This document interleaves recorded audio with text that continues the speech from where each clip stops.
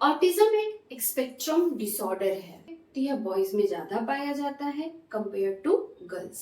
Autism का सबसे बड़ा ड्रॉबैक ये है कि बच्चों का स्माइलिंग फेस नहीं होता है। ऑटिज्म बच्चे बाकी बच्चों के कंपेयर में बहुत poor social interaction show off करते हैं कि 29% ऑटिज्म बच्चे माइल्ड इंटेलेक्चुअल कैपेसिटी के साथ इस दुनिया में आते। बच्चों को हमें फोनिक्स सिखाना है, अल्फाबेट से सिखाने हैं। प्रोडक्ट है, स्पाइसी प्रोडक्ट है तो आप उसे अवॉइड कीजिए।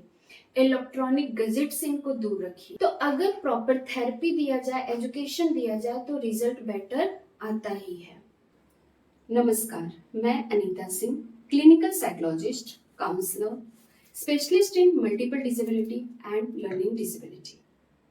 अपने इस चैनल के माध्यम से मैं हर बार एक नए इंटेलेक्चुअल डिसेबिलिटी के बारे में बात करूंगी, जानने की और समझने की कोशिश करूंगी, जैसे ADHD, learning disability, mental retardation और ऑटिज्म एक्सेट्रा, ताकि पेरेंट्स, टीचर्स, एजुकेशनल इंस्टीट्यूशंस को सपोर्ट मिल सके कि इन बच्चों को कैसे पहचानना है, कैसे इन बच्चों को मुख्य धारा में लेकर आना है, जहां यह अपनी जिंदगी को एक नॉर्मल और सही तरीके से।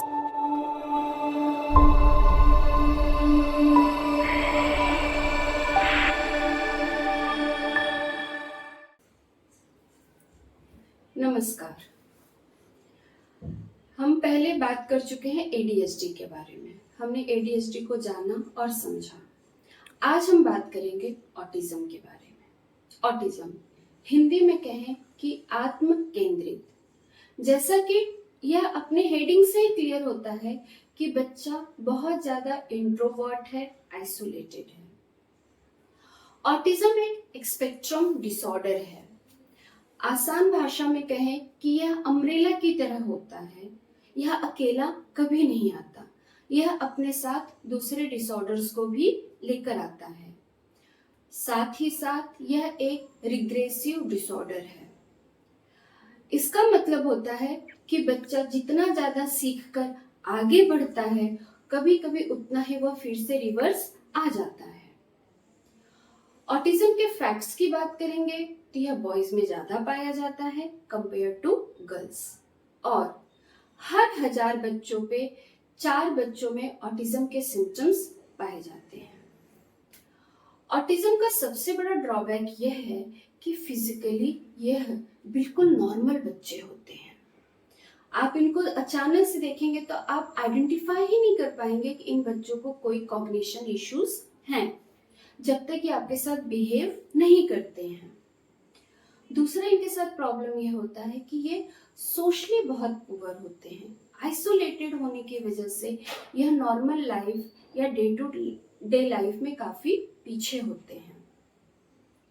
अगर हम इनके इश्यूज की बात करते हैं तो हम घर से शुरू करते हैं।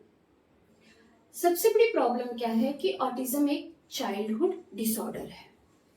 0 से लेके 2.5 ईयर के एज के बीच में यह कभी भी अपीयर हो सकता है। कई बार पेरेंट्स कहते हैं कि मैम बच्चा 1 ईयर 1.5 ईयर तक बिल्कुल नॉर्मल था, मबलिंग कर रहा था, बात करने की कोशिश कर रहा था, आई कांटेक्ट कर रहा था, सडनली ये रिवर्स हो गया। तो ऑटिज्म का ये सबसे बड़ा ड्रॉबैक होता है कि यह 0 to 2.5 ईयर में कभी भी अपीयर होता है। दूसरा प्रॉब्लम इसके साथ सबसे बड़ी ये हो जाती है कि रियल लाइफ में यह आइडेंटिफाई करना काफी मुश्किल होता है, बिकॉज फिजिकल अपीयरेंस इसका बिल्कुल नॉर्मल होता है। तो घर में बच्चे अगर प्रॉब्लम कर रहा है, लाइक स्टार्टिंग एज में वो अपने नाम को रिस्पॉन्स नहीं दे रहा है, 1 साल का बच्चा हो गया पर अभी तक एक भी शब्द नहीं बोला है, वह किसी साउंड को रिस्पॉन्स नहीं दे रहा है, या वो पर्टिकुलर किसी एक ही साउंड को रिस्पॉन्स दे रहा है, वह एक ही जगह पे सोया है, शांत है, दूसरी जगह चेंज करो तो चिड़चिड़ कर रहा है। थोड़ा बड़ा हुआ तो अपने साथ के भाई बहनों के साथ वो खेल नहीं रहा है, उनके साथ वो मिक्स नहीं हो रहा है, घर पे गेस्ट आ रहे हैं तो वो उनको रिस्पॉन्स नहीं दे रहा है, आई कांटेक्ट नहीं दे रहा है। तो बच्चे इस मीन्स कहीं न कहीं ऑटिज्म के सिम्टम्स शो कर रहे हैं। ऑटिज्म का सबसे बड़ा ड्रॉबैक ये है कि बच्चों का स्माइलिंग फेस नहीं होता है। तो कई बार पेरेंट्स कंप्लेन करते हैं कि मैम घर पे कितना भी क्लोज गेस्ट आए बच्चा स्माइल ही नहीं देता है। तो इट मीन्स बाय नेचर ये बच्चे इंट्रोवर्ट हैं, नो स्माइलिंग फेस है। स्कूल की बात करें तो अगर ये बच्चे स्कूल में जा रहे हैं तो वहां सबसे बड़ी प्रॉब्लम यह है कि ये टीचर को रिस्पॉन्स नहीं देते हैं, ये ओरल नहीं कर पाते हैं। द रीजन इज स्पीच काफी लेस है, वर्ड फ्रेमिंग इनका बहुत ही पुअर होता है। अगर टीचर ने पूछा कि से what is the capital of India, तो बच्चा भी रिपीट करेगा what is the capital of India. वहां पे टीचर कहेंगी से दिल्ली, तो बच्चा भी कहेगा से दिल्ली। पीयर ग्रुप के साथ अटैच नहीं होते हैं, बगल में कौन इनके साथ बैठा है ये इमोशनली अटैच नहीं हो पाते हैं। आइसोलेटेड होने की वजह से ये बच्चे पूरी क्लास में किसी एक कोने में रह जाते हैं। अगर हम सोशली बात करें तो ये बच्चे सोशल बहुत ही पुअर होते हैं। स्टडी में पाया गया है कि ऑटिज्म बच्चे बाकी बच्चों के कंपेयर में बहुत poor social interaction show off करते हैं। पेरेंट्स का कहना होता है कि मैम कितनी भी अच्छी गैदरिंग में हम बच्चे को लेकर जाएं, यह किसी के साथ शेकिंग नहीं करता है, बात नहीं करता है, स्माइल नहीं देता है, बार बार इंट्रोडक्शन देने के बाद भी सामने वाले पर्सन को जेस्टर नहीं देता है, ग्रीट नहीं करता है। तो यहाँ मैं कहना चाहूंगी परेशान होने की बात नहीं है। These all are the common symptoms of autism. अगर हम ऑटिज्म को एक स्पेक्ट्रम डिसऑर्डर में रखते हैं तो यहाँ पे मैं क्लियरली डिफाइन करना चाहूंगी कि कैसे।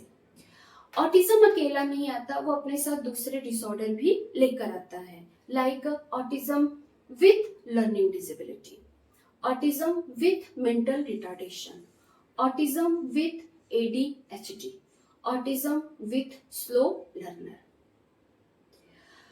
स्टडी में पाया गया है कि 29% ऑटिज्म बच्चे माइल्ड इंटेलेक्चुअल कैपेसिटी के साथ इस दुनिया में आते हैं और 42% बच्चे सीवियर मेंटल इंटेलेक्चुअल के साथ इस दुनिया में आते हैं। तो अगर एक बच्चा ऑटिज्म है, इंट्रोवर्ट है, आइसोलेटेड है, साथ ही वो लर्निंग डिसेबिलिटी है, IQ लेवल उसका 75 और 70 से नीचे है, तो आप समझ सकते हैं पेरेंट्स के लिए वो कितना पनिशमेंट हो जाता है। प्लस अगर मेंटल रिटार्डेशन है तो IQ लेवल जो है वो ऑटोमेटिकली बिलो 60 हो जाता है। स्लो लर्नर है तो बच्चा IQ लेवल 70-75 के बीच में है बट वो रिस्पॉन्स नहीं दे पा रहा है। और अगर ऑटिज्म ADHD के साथ है तो बच्चा हाइपर है प्लस पुअर सोशल इंटरेक्शन है। तो जब ये सारी चीजें कंबाइन होती है तो पेरेंट्स के लिए एक बहुत ज्यादा परेशानी खड़ी कर देती है, साथ ही स्कूल वाले अलग से प्रॉब्लम फेस करते हैं। अब इन कंडीशन में आपको करना क्या है? सिंपल, पहले आप एक रूल डायरी बनाइए जिसमें आपको ये डिसाइड करना है कि आपके बच्चे को क्या क्या आता है या क्या क्या समझ में आता है और क्या नहीं आता है। उस हिसाब से बच्चों की ट्रेनिंग शुरू करनी है।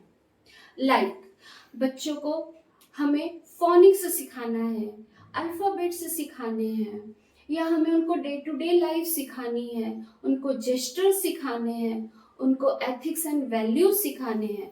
तो आप पहले एक प्रॉपर डायरी मेंटेन कीजिए और हमेशा एक स्पेसिफिक चीज ही सिखाइए। जब आप कंबाइन करके सिखाने जाएंगे तो यह बच्चे आपको रिस्पॉन्स नहीं देंगे। क्यों? क्योंकि ये कंफ्यूजिंग ब्रेन के बच्चे होते हैं, साथ ही साथ इनमें ब्रेन वेव्स ज्यादा होता है।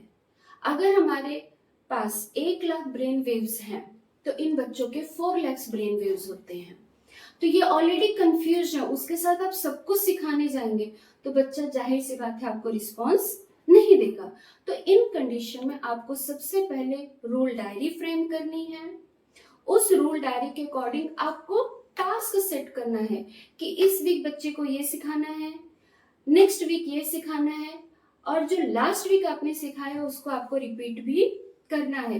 क्योंकि ये बच्चे बच्चे भूल भी जाते हैं। इसके अलावा हमें यह भी रूल डायरी में लिखना है कि अगर किसी फूड से इन बच्चों को एलर्जी है तो आप उसे मत दीजिए, या किसी फूड से ये बच्चे हाइपर होते हैं, सपोज ज्यादा स्वीट्स खा लिए हाइपर हुए, या ऑयली प्रोडक्ट है, स्पाइसी प्रोडक्ट है, तो आप उसे अवॉइड कीजिए। इलेक्ट्रॉनिक गैजेट से इनको दूर रखिए। ब्रेन कंफ्यूजिंग है, रिग्रेसिव डिसऑर्डर है, फर्म डिसऑर्डर है, उसमें इलेक्ट्रॉनिक गैजेट्स इनको हार्म ज्यादा करता है। साथ ही ये भी पाया गया कि ऑटिज्म बच्चों को साउंड इश्यूज बहुत होते हैं। मेरे सेंटर पे कई ऐसे बच्चे हैं जो म्यूजिक को भी रिस्पॉन्स नहीं देते हैं, वो कान दबा के जोर जोर से रोना शुरू करते हैं। तो आप उन्हें फोर्स मत कीजिए, कोशिश कीजिए कि उनको तेज साउंड से आप दूर रखिए या उनको डाइवर्ट कीजिए। और ऑटिज्म बच्चे इंट्रोवर्ट होते हैं, तो प्लीज आप उनसे कोई भी एक्टिविटी कराने के लिए फोर्स मत कीजिए। सेकेंड, रोबोटिक मत बनाइए। ऑटिज्म बच्चों में पाया गया कि ये रिपीटेटिव होते हैं, तो पेरेंट्स क्या सोल्यूशन निकालते हैं, हर चीज इंस्ट्रक्शंस देना शुरू कर देते। उठो, बैठो, खाओ, पियो, अंकल को नमस्ते करो, आंटी के पैर छुओ, ये करो, वो करो। ऐसी गलती मत कीजिए। इनको रोबोटिक मत बनाइए, इनको कमांडिंग नेचर का मत बनाइए, इनको इंस्ट्रक्शंस दीजिए, लॉजिक दीजिए, और प्रॉपर थेरेपी एंड दूसरे काउंसलिंग कराने की कोशिश कीजिए। ऑटिज्म बहुत ब्रॉड है, उसको एक वीडियो में फ्रेम कर पाना मेरे लिए मुश्किल है। आपको लगता है कि कोई क्वेश्चन छूट गया है या आपके मन में कोई भी डाउट है, तो प्लीज आप कमेंट करके पूछिए, हम जरूर उसका रिस्पांस देने की कोशिश करेंगे या उस पर हम नया वीडियो लाने की कोशिश करेंगे। और एंड में अपने इस टॉपिक को इस तरह से करना चाहती हूँ कि ऑटिज्म को, आत्म केंद्रित को उसी के तरीके से हैंडल कीजिए। आपका बच्चा बिल्कुल आपकी तरह फ्लुएंट लैंग्वेज कभी नहीं बोल पाएगा। अगर वो एक दो शब्द भी बोलना सीख गया तो ये आपकी जीत मानी जाएगी, क्योंकि कई बार पाया गया कि पूरी लाइफ बीत जाती है और ऑटिज्म बच्चे रिस्पॉन्स नहीं देते।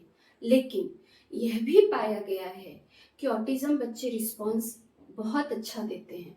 जैसे आप मेरे एक्स स्टूडेंट को ले लीजिए जो इसी सेंटर से सीख कर पढ़कर गए हैं।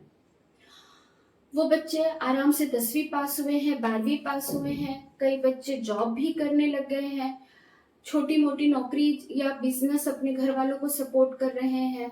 तो अगर प्रॉपर थेरेपी दिया जाए, एजुकेशन दिया जाए, तो रिजल्ट बेटर आता ही है।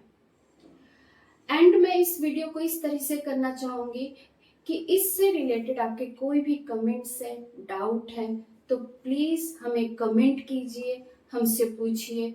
हमें खुशी होगी कि हम आपके सवालों का जवाब अच्छी तरह से दे पा रहे हैं।